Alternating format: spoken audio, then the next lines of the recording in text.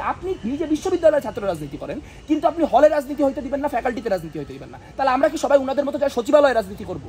তো তখনই যখন সেটাকে ডিটেক্ট করা যায় না, তো কোনো কিছু বন্ধ করতে হলে সেটাকে ডিটেক্ট করতে হবে। এখন ডিটেক্ট যে আমি করব, সেই ডিটেক্ট করার জন্য আমার তো সেটাকে প্রকাশ্যে থাকতে হবে, নাহলে আমি কি করবো? মানে বিশ্ববিদ্যালয় প্রশাসন কি আপনার গোয়েন্দাগিরি করবে, এখন খুঁজে খুঁজে বাইর করবে যে কোন হলে কে আছে, কি সে কোন সংগঠনের সাথে জড়িত? আবার সে যদি সংগঠনের সাথে জড়িতও হয়, সে যে হলে রাজনীতি করতেছে তার প্রমাণ কি? বিশ্ববিদ্যালয়ে তো এখনো রাজনীতি করা যায়। তাহলে মনে করেন আমি জগন্নাথ হলের শিক্ষার্থী, এবার আমি জগন্নাথ হলে ছাত্র রাজনীতি করতেছি কিনা এটা বিশ্ববিদ্যালয় বুঝবে কিভাবে? আমি তো বলতে পারি আমি জগন্নাথ হলের শিক্ষার্থী, আমি ঢাকা বিশ্ববিদ্যালয়ের ছাত্র নিয়ম।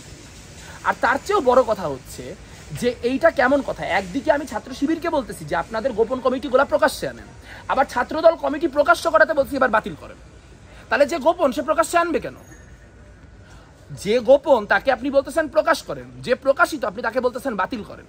তাহলে ছাত্র সংগঠনগুলো তো কোনো ইনসেন্টিভ নাই, তাহলে ছাত্র সংগঠনগুলি একটা গুপ্ত রাজনীতির প্রতিযোগিতার দিকে যাবে।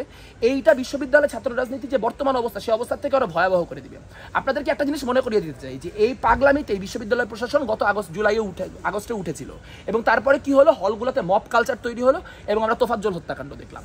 কেন বিশ্ববিদ্যালয়ে ছাত্র সংগঠন থাকা অবস্থায় তোফাজ্জল হত্যাকাণ্ডের মতো ঘটনা ঘটে না এবং না থাকায় সময় ঘটে?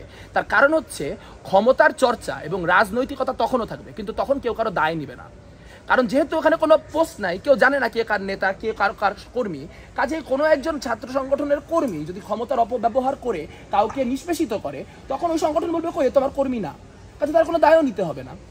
এর মধ্যে দিয়ে গোটা প্রক্রিয়াটাকে আরো ঘোলাটে করে দেওয়া হলো। এবং আমি একটা বেসিক জিনিস বুঝতে চাই যে বাকছাস নিজে একটা ছাত্র সংগঠন, সে একটা ছাত্র সংগঠন, আমি দেখতেছি বাকছাসের পোস্টেড নেতারা এই আন্দোলন লিড দিচ্ছে।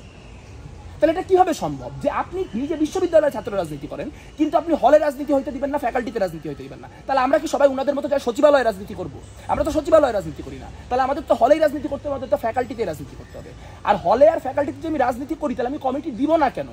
বরং এইটাই হিসাব হওয়া উচিত যে হলে যারা রাজনীতি করবে তাদের প্রত্যেকের পূর্ণাঙ্গ লিস্ট চাই, যাতে করে তারা কি কি করতেছে তাদেরকে সেই অনুযায়ী দায়বদ্ধ করা যায়, এবং সবাইকে এক জায়গায় করে একটা চার্টার তৈরি করা যায়, যার মধ্য দিয়ে হলগুলিতে কি করা যাবে এবং কি করা যাবে না নিশ্চিত হবে। এবং একটা মেকানিজম দাঁড় করাইতে হবে যার মধ্য দিয়ে হলের সিট অ্যালোকেশন যাতে দলীয় রাজনৈতিক সংগঠন ক্ষমতায় আসলেও প্রশাসনের হাতেই থাকে তা নিশ্চিত হবে। কিন্তু তা না করে সামনে যেহেতু ডাকসু, কিছু কি বলবো জনতুষ্টিবাদী তার তোড়ে ভেসে যে কিছু লোক এমন একটা কাজ করলেন যে গোটা দেশ আজকে বাংলাদেশ নিয়ে ঢাকা বিশ্ববিদ্যালয় নিয়ে হাসাহাসি করতেছে। বলতে পারি ধরেন আপনি আমার জগন্নাথ হলে কমিটি আছে, হল কমিটি আছে, এবার আপনি আমাকে বললেন জগন্নাথ হলে হল কমিটি আর রাখা যাবে না, হল কমিটি বিলুপ্ত করতে হবে। তাহলে আমি বিলুপ্ত করে দিলাম, বিলুপ্ত করে দেওয়ার পর আমার যে লোকগুলো আছে সেই লোকগুলো কি নাই হয়ে যাবে? আমরা তো রাজনীতি করি, তাহলে আমরা অন্য কোনো ফর্মে রাজনীতি করবো। আপনি যদি আমাকে এটা করতে না দেন, তাহলে আমি হয়তো পাঠচক্র খুলবো, যদি পাঠচক্র খুলতে না দেন আমি হয়তো সিনে ক্লাব খুলবো। তখন যেটা হবে যে এখন একটা শিবির ডিল করতে পারতেছেন না, তখন মানে 5টা-7টা শিবির আপনার ডিল করতে হবে, চারিদিকে খালি গুপ্ত রাজনীতি খুঁজতে হবে। কাজে এর মধ্যে দিয়ে কোনো সমাধানই হয় নাই। ওই উমামা ফাতেমার একটা কথা নিয়ে গতকালকে অনেকগুলো রিপোর্ট হয়েছে, খুব ইন্টারেস্টিং। তিনি বলতেছেন যে ছাত্র শিবিরকে হচ্ছে আপনার গুপ্ত কমিটি প্রকাশ করতে হবে আর ছাত্র দলকে প্রকাশিত কমিটি বাতিল করতে হবে। তাহলে আপনি যদি দেখেন প্রকাশিত কমিটি বাতিল হচ্ছে, তাহলে আপনি কেন আপনার গুপ্ত সংগঠন আপনার ব্যক্ত করবেন? এটা ইনসেন্টিভটা কি? আর উনারা যে এগুলা বলেন, তাহলে উনারা বলুক, উনারা আমাদের একটু বলে দিক। আমরা তো পুরান বন্দোবস্ত, আমরা তো নতুন বন্দোবস্ত জানি না, আমাদের পুরাতন সংগঠন। তো আমরা জানি যে বিশ্ববিদ্যালয় একটা জেলা ইউনিট, সেই জেলা ইউনিটের আন্ডারে থানা ইউনিট থাকে, হলগুলা থানা ইউনিট হয়, ফ্যাকাল্টিগুলো থানা ইউনিট হয়। তাহলে আমরা আসলে হল কমিটি এবং কালকের দিনে ফ্যাকাল্টি কমিটি দিলেও একই আলাপ হবে।